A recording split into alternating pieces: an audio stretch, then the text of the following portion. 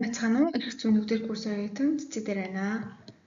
За миний эрх зүйн тухай ингээд бэлтгэсэн хичээл нь болохоор эрх зүйн соёлын ойлголт, түүний бүрэлдэн тогтсон түүхэн нөхцөл, эрх зүйн хүчин зүйлсийн ангилал байгаа бэлтгэсэн цэцэг дээр 2025. За эрхийн зорилго маань болохоор эрх зүйн бүл соёлын гэж юу юм? Үүсэл нь юу юм? Бүрэлдэхүүн нь юу юм? Түүхэн хөгжлийн нөхцөл нь юу юм?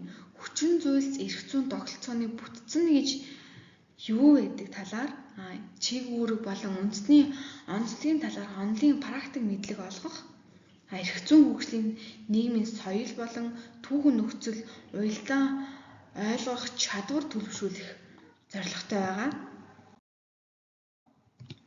За хүн төрөлхтөн хөгжлийнхаа түүхэнд ингээд нийгэм эдийн засагаараа ингээд хөгжсөөр ирсэн үе шатад ингээд дамжин хөгжсөөр ирсэн. За энэ түүхэн хөгжлийн явцад эрх зүйн үүсэн бүрлэж тухайн улсын нийгэм эдийн засгийн үе шат болгон нийгмийн харилцаа түүний доторх эрх зүйн харилцааг зохицуулагдаж ирсэн бахны.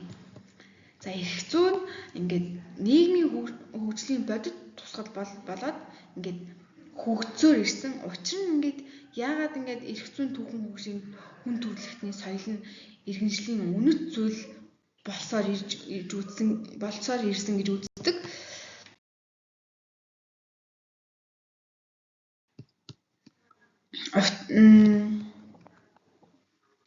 Учир нь нийгмийн харилцааг зохицуулахдаа нийгмийн нийтлэг эрх ашигыг хамгаалах. За хамгийн гол нь ингээд нийгмийн харилцааг зохицуулахдаа хамгийн нийтлэг эрх ашиг нь хамгаалах буюу хамгийн эерэг ашигтай харилцааг бэхжүүлж, хамгаалж, цаашид хөгжүүлж, нийгмийн эрх чөлөө шударга ёс тэгш байдлыг хамгаалж байдаг байна. За альва улс орны эрх зүйн тухайн улсын эдийн засаг, улс төр, газар нутаг, үндэстэн ястан, эрх зүйн сурвалж, зан заншил, шашин шүтлэг, түүхэн болон тодорхой үе шатуудаас ингээд нөхцсөн зүйлүүдээс ингээд бүрэлдэж нөхцсөн уялдаа холбоо харилцан хамаарлын нэгдэлтэй байдаг байна. За үндсэн эрх зүйн тогтолцооны ойлголт маань болохоор эрх зүйн бүрэлдэж бий болсон түүхэн нөхцөл гэж нэгт. За хоёрт нь болохоор эрх зүйн их сурвалж гэж байдаг. За гуравт нь болохоор эрх зүйн бүтэц. За ингээд эрх зүйн чиг үүрэг, үндсэн ойлголт, зэрэг гол онцлог ялгаатай талуудаас үндэсний хэд хэдэн тогтолцооны бүрэлдлийг бий болгодог байна. Эдгээр нь эрх зүйн бүл соёл болон эрх зүйн бүлэг гэж хоёр хуваагддаг ойлголттой байдаг байна. За эрх зүйн бүл нь болохоор эрх зүйн тогтолцоог бүлэглэн авч үздэг ойлголт.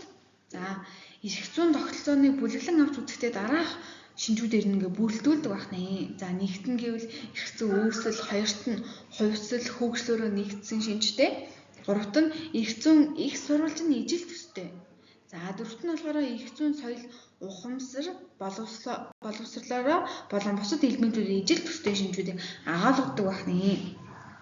За эрх зүйн бүл нь соёлын талаарх судалгаа, шинжилгээний асуудлыг харьцуулахдаа эрх зүйн шинжлэх ухааны хүрээнд судалдаг байсан байна. За хичээлийн маань дүгнэлтээр нь болохоор эрх зүйн бүл соёлын нийгмийн хөгжлийн явцад бүрэлдэн тогтсон. За эрх зүйн үнэт зүйл, ухамсар, хэм хэмжээний цогц. За тэгээд тэр нь тухайн улсын түүх, соёл, эдийн засаг, нийгмийн онцлогийг тусгаж шударга ёс эрх тэгш байдлыг хангах чухал үндэс болдог байсан байна. За анхаарал хандуулсан баярлалаа.